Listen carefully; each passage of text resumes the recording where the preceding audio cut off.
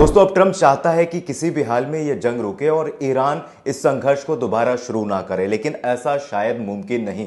जहां दोस्तों इस्लामाबाद टॉक होना था, ट्रंप का डेलीगेशन जाना था पाकिस्तान, तो वहीं ईरान का भी डेलीगेशन पाकिस्तान जाना था और एक बार फिर से इस्लामाबाद टॉक्स होना था, दूसरे दौर की बातचीत होनी थी और इस बातचीत में यह तय होता कि कब तक जो है सीज फायर रहेगा या फिर नहीं रहेगा। लेकिन ट्रंप ने खुद यह ऐलान कर दिया है अनिश्चित काल के लिए सीज फायर, यानी अब कोई संघर्ष नहीं होगा। लेकिन इस संघर्ष ना होने के पीछे अगर वजह आप जानेंगे तो आप खुद हैरान हो जाएंगे। दूसरी तरफ आपको बता दें कि एक और शिप को जो है ईरान ने कब्जा किया है, क्योंकि ईरान की बात नहीं मानी।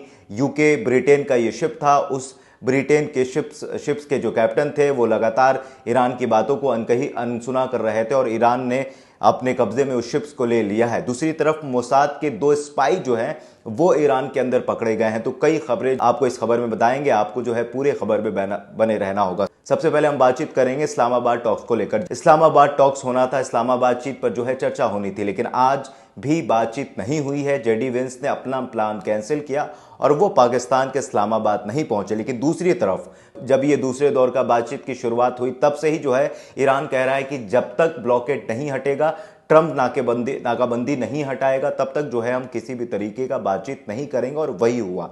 ट्रंप ने आज ऐलान किया है कि हम अनिश्चित काल के लिए सीज फायर करते हैं, लेकिन आप वजह जानेंगे तो बिल्कुल हैरान होंगे। जी हां दोस्तों, अमेरिका के पास हथियारों की कमी हो गई है। अमेरिका के पास इतना भी सलाहियत नहीं है कि वो ईरान से लड़ सके। जी हां दोस्तों, इस संघर्ष में अमेरिका को जो हथियार चाहिए, जो वेपन चाहिए, उसको जमा करने में 4 साल लग जाएंगे।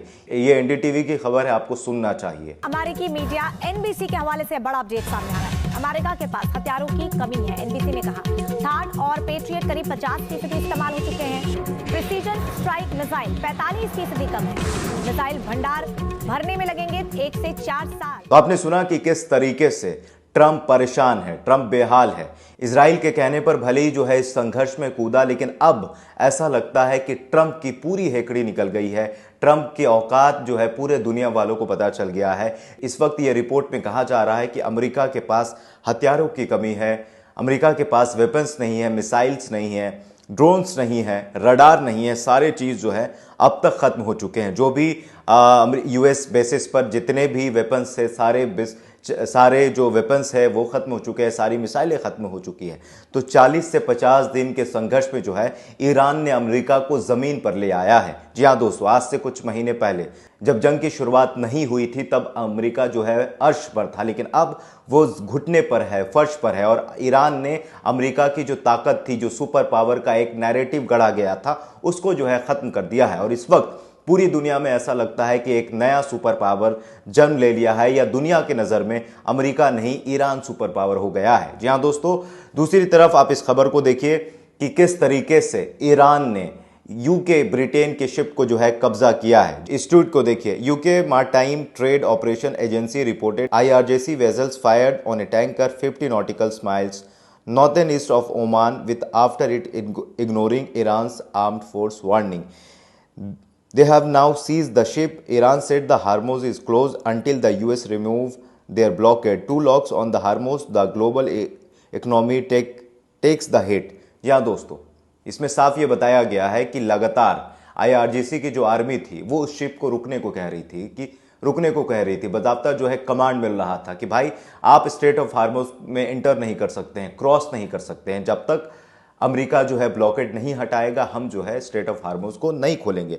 लेकिन ये बातचीत जो है नहीं सुना, इस कमांड को जो है उस शिप्स के जो कैप्टन थे, यूके का जो शिप था उसने नहीं सुना और ईरान ने जो है उस शिप पर कब्जा कर लिया है, उस शिप को जो है अपने अंडर में ले लिया है। दूसरी तरफ देखिए, इस ट्वीट पर नज़र डालिए कि लगातार जो है इजराइल अपने स्पाई को जो है ईरान में भेज रहा था और वहाँ जो है लड़ाई को उस्काना चाह रहा था। आज उन दोनों स्पाई को जो है फांसी की सज़ा हुई है या फिर होने वाली है। दोनों जो स्पाई थे, दोनों जो लोग मोसाद के थे, स्पाई थे, वो ईरान के कब्ज़े में आए हैं, ईरान IRGC के कब्ज़े में आए हैं और उन्होंने जो है फांसी की बात कही है। इस ट्वीट पर नज़र डाली। ईरान के खिलाफ युद्ध करने की योजना बनाने वाले मोसाद के रहस्यमयी एजेंट की हुई मृत्यु। इस एजेंट की पहचान केवल M के रूप में की गई थी। बताया जा रहा है कि 28 मई 2023 के उत्तरी इटली के लेक मेगियोर में एक पर्यटक नाव पलटने से उनकी मौत हो गई थी। या दोस्तों, ये एक स्पाई था जिसका कोड नेम एम था, वो ईरान के अंदर मौजूद था। ये मोसाद का स्पाई बताया जा रहा, और ये ईरान के जो भी जानकारी है या फिर जो भी लोकेशंस है वो इजराइल को भेजा करता था। तो ये एक मोसाद का एजेंट है जो मारा गया है। Mehdi Farid, a Mossad spy who provided the country sensitive information to Israel has been executed. दूसरी तरफ देखिए कि ईरान के सुप्रीम लीडर के जो प्रतिनिधि हैं वो क्या कह रहे हैं सीज फायर को लेकर। इस ट्वीट पर नजर डालिए आप। IRGC के सुप्रीम लीडर के प्रतिनिधि अब्दुल्ला हाजी सदेगी ने कहा है, फिलहाल कोई बातचीत नहीं हुई है। जब दुश्मन हमारी शर्तों को मानेगा तभी बातचीत होगी। दुश्मन को मानना होगा कि हम जीत की स्थिति में हैं और वो हार की स्थिति में हैं। जब नेतृत्व का निर्देश पूरे युद्ध को मोर्चा मिसाइल से बातचीत की ओर शिफ्ट होगा तो जनता पूरा समर्थन करेगी। ईरानी जनता हर मोर्चे में नेतृत्व के साथ खड़ी है और आगे भी रहेगी। जी हाँ दोस्तों, ये पहले वीडियो देखिए।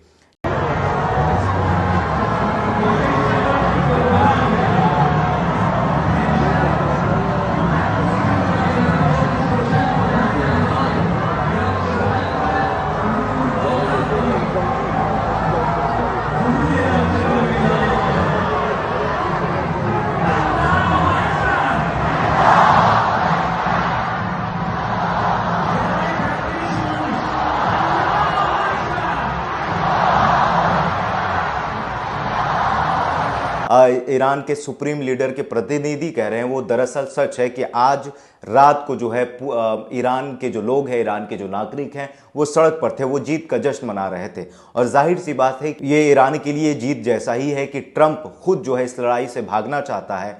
ट्रंप खुद चाहता है कि ये लड़ाई जो है आगे ना बढ़े, क्योंकि अमेरिका के पास जो है मिसाइल की कमी है। जितने भी मिडिल ईस्ट में अमेरिका के जो सैन्य क्षेत्र थे सारे वहाँ मिसाइल ख़त्म हो चुके हैं, और अब जो है इस मिसाइल को, इस संघर्ष में अमेरिका को इतना वेपन्स जमा करने में 4 साल का वक्त लगेगा।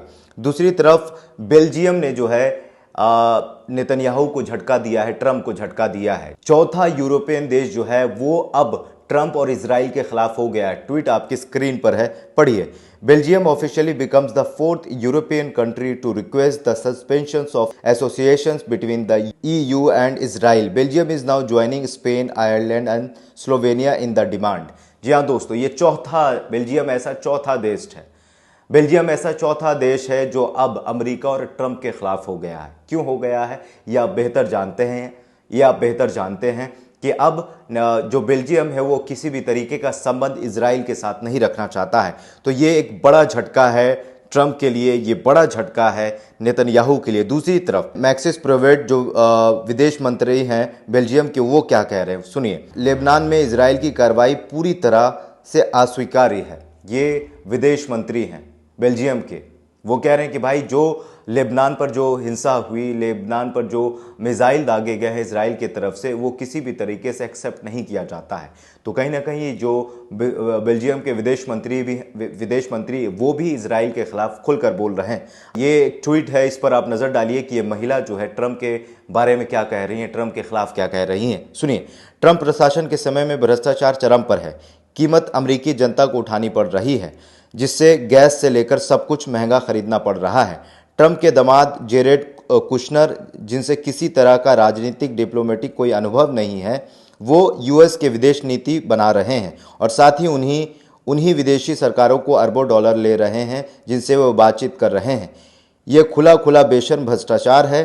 कुशर शपथ के दायरे में आएंगे और गवाही देंगे, जवाबदेही वही खत्म नहीं होने वाली है। यहाँ दोस्तों, ये ट्रंप के दामाद हैं जिन्हें विदेश नीति का कोई भी तजुर्बा नहीं है और ये जो है विदेश नीति पर काम कर रहे हैं। तो जाहिर सी बात है कि इस वक्त अमेरिका की सड़कों पर ट्रंप के खिलाफ जो लोग हैं वो निकल गए हैं और जाहिर सी बात है कि इस आदमी से पूरा अमेरिका परेशान है, पूरी दुनिया परेशान है और इसीलिए सारे यूरोप के जो देश हैं वो अब धीरे धीरे इनके खिलाफ हो गए।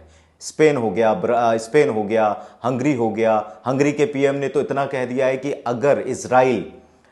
अगर इजराइल का जो प्राइम मिनिस्टर है वो हंगरी आता है तो हम जो है उसे गिरफ्तार कर लेंगे। तो आज पूरी दुनिया जो है ट्रंप के खिलाफ हो गई है, नेतन्याहू के खिलाफ हो गई है और आज ऐसा लगता है कि पूरी दुनिया ने अमेरिका की असलियत जान ली है। अमेरिका खुद को सुपर पावर कहता है, अमेरिका खुद को कहता है कि भाई हम ही सबसे शक्तिशाली हैं और छोटे देशों पर जो है अपना हुक्म चलाता है, लेकिन ईरान ने सारी हेकड़ी जो है वो ट्रंप के निकाल दी है और आज ऐसा लगता है कि दुनिया में एक नया इतिहास रचा गया है, नया इतिहास रच दिया है ईरान ने। और ऐसा लगता है कि ईरान ही एक सुपर पावर है और जिसने अमेरिका को मात दिया। अब जाहिर सी बात है कि जो अमेरिका संघर्ष से भागना चाहता है, सीज फायर का ऐलान खुद कर दिया अनिश्चित काल के लिए, तो जाहिर सी बात है कि ताकतवर कौन है ये आप खुद इस वीडियो से अंदाजा लगा सकते हैं। मिलते हैं अगले वीडियो में। बहुत बहुत शुक्रिया। अगर आप हमारे चैनल पर नए हैं तो हमारे चैनल को सब्सक्राइब करिए, इस वीडियो को ज़्यादा से ज़्यादा शेयर करिए।